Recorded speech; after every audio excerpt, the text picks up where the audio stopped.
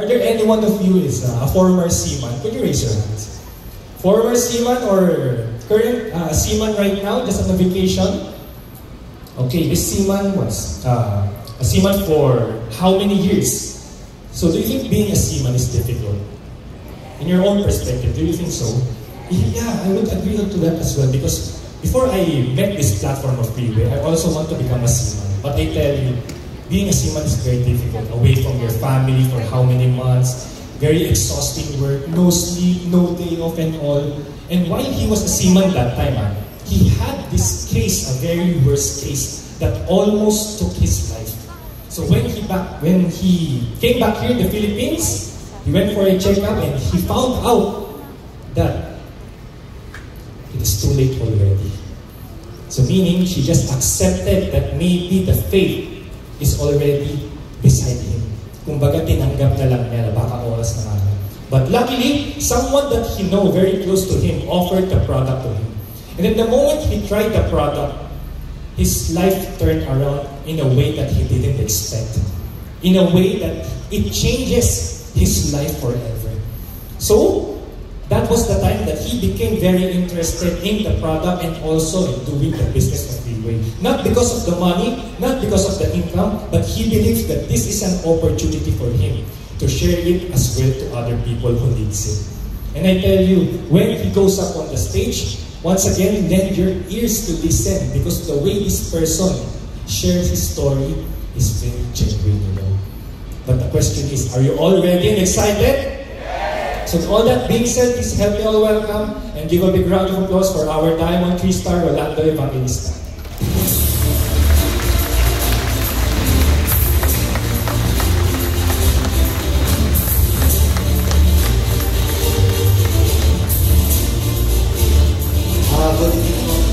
Good evening po sa atin lahat. Ako nga pala po si Rolando Evangelista from Batangas po. Pasensya na kayo, first time ko pong magsalita ng ganitong karaming tao. Ako po yung tao na takot sa microphone. Dito mo lang po natutunan ang umawak ng microphone sa Freeway. Yun po, ito po yung isa sa nagustuhan ko na tinuruan ako kung paano humarap sa tao. Ano ko lang po, bakit po ako napunta rito. Ako po isang seaman, alam ko naman ng mga, lalo na po yung mga kapwa ko seaman, kung gaano ka-stress ang trabaho sa barko. Ika nga po, lalo po pag malalaking alon, lahat ng santo, pati si Santa Claus na tawag na namin. Yun po yung lagi namin sobra pong stress. Siguro po, yung aking sakit sa stress ko po nakuha. Kahit po sabi po na mama na, ako po bata pa po ako, may arthritis na po ako. The age of 23 po, lagi po akong pilay. Pag sumasakay po ako sa barko, napakarami ko pong dalang gamot. Bukod po sa synthetic drugs, lahat po ng sikat na food supplement na balitaan ko, dinadala ko. Pero hindi po ako gumaling doon. Sa pagkakala ko po, gagaling ako doon. Nangyari po sa akin dito pong February 2022, ang hindi po kasi inaasahan mangyari, sa kaiinom ko po ng gamot para po sa arthritis. Noong una po, basta lang po ako nagko-collapse, nagsisisure, kahit po yung mga doktor, wala po silang makita sa akin. Hindi po nila na-trace na may problema pala daw po yung bituka. Hanggang sa noong February nga po, nakita ko po ng wife ko sa loob na po ng CR. Dito po sa amin tinitira sa kondo. Wala na po akong malay. Nakita po nila tuloy-tuloy po ang pagdumi ko ng dugo. Hanggang sa dinala po nila ako sa ospital. Pagdating po sa ospital, ang sabi po, kailangan akong masalina ng 6 na bag na dugo. Tapos saka lang ako pwedeng operahan. Ang naging problema ko, hindi na po tumanggap ng dugo ang katawan ko. Yun po. Kaya sabi sa amin ng doktor, hindi natin ma-opera yung bituka mo, puputulin po ng 1 feet yung bituka mo. Ang maganda pong nangyari, sabi ko nga po, minsan po may purpose ang Diyos. Kasi po, kung tumanggap ng dugo ang bituka ko, ng katawan ko, malamang po wala ako dito sa harap ko. Nung hindi na po tumanggap, pinaperma po kami ng waiver, pinauwi na po kami ng bahay. Umuwi po kami ng Batangas. Una nga po, ayaw po mag-sign ng aking wife sa waiver. Nauuwi na kami. Kaya po ang ginawa niya, pinilit pong hinawakan ng kamay ko, ako po ang nag-sign. Kasi po, sabi ko nga po, sa amin po sa probinsya, sa Batangas, yung kasabihan po na, yung nakikita mo yung mga nawala mo na sa buhay, mga lolo ko, tatay ko, nakikita ko po siya. Kaya sabi ko, pag hindi mo ako inuwi ngayon, baka bukas, wala na. Pag uwi ko po ng Batangas, meron naman po kaming kamag-anak, yung wife ko, siya po yung aking apply.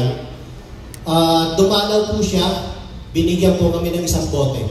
Ang sabi po kay Mrs. patry mo to kay Kuya kasi umaatid ako. Ang sabi, kahit nga yung may nalalala ng sakit, gumagaling. Kaysa binabantayan lang ako. Pag inom ko po 5 days na para pa akong may menstruation, nawala.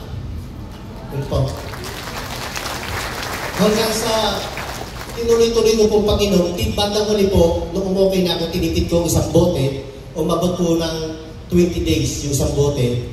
Pero nung mga 20 days na po, tumawag po kami sa doktor. Ang sabi ng Dok, babalik po kami ng Manila, papacheck up po si Alan. Sabi ng doktor, di ba sabi ko wag na, sayang lang. Kasi nga po, ang sabi niya, wala na akong pag-asa. Sabi ng misis ko, hindi po, siya po yung nagdadrive.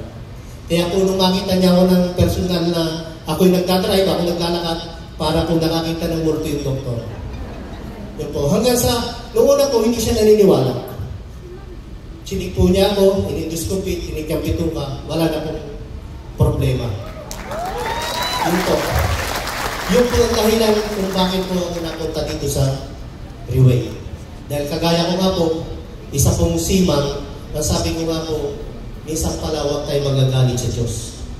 Kung meron mang nangyari sa iyong buhay na nakagaya ko, na muntik ng mamatay, huwag kang magagalit, may purpose. Kasi po, ako bilang isang seaman, kahit ano pong hirap ng buhay sa barko, ginagawa. Kahit delikado, kailangan gawin para sa pamilya mo. Pero nung time po na dumating, nagkaanak po kami, yung aming pong bunso, ng may Down syndrome. Yun po ang nagpalakas sa akin ng loob. Lahat gagawin ko para lang mabuhay na maayos niya. Kasi natatakot po kami, patanda po ng patanda, paano na po pag hindi na namin kaya maghanap buhay dahil ang sima po pag hindi panghamang buhay na trabaho. Kaya sabi ko nga po, salamat sa Diyos, nagkasakit ako. Kasi po, kung hindi ako nagkasakit, hindi ko po matutuklasan itong Freeway. Kasi dito ko po nakita na hindi ako natatakot na mawala ako sa mundo kasi yung account ko, pwede kong ilipat sa anak ko. Yung po talagang, yung po ang nagpursige kung paano, kahit hindi ako marunong tumayo, hindi ako marunong makipag-usap sa tao, ginagawa ko. Kasi ako po yung tao na pitunin. Noong una po kasi, siyempre po, ang ating gusto, pag may inanong tayo, may kinausap, ang purpose natin, para sa kanya, para sa kanila.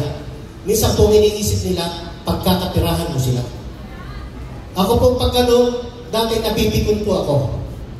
Yan po, binablock ko sa Facebook, ayaw ko makipag-usap.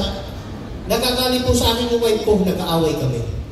Pero sa kaatin-atin ko po rito, tumibay po yung loob ko. Nawala po yung hindi na po ako pikunin, naging magpagpasensya na po ako. Ang katwiran ko, kung ayaw mo, wag mo. Ang importante, nasabi ko sa iyo. Yun po yung isa kong natutunan dito. At isa ko po pala, papasalamat ko po ako sa ating Team Supreme Pegasus 2, Jude Atienza. Siya po yung tao na hindi nanawa at sila po sinuportahan ako ng gusto. Hanggang ngayon po, kahit siya po kung mag-OPP, nasa likod ko siya. Siya po ang tao hindi sumuko.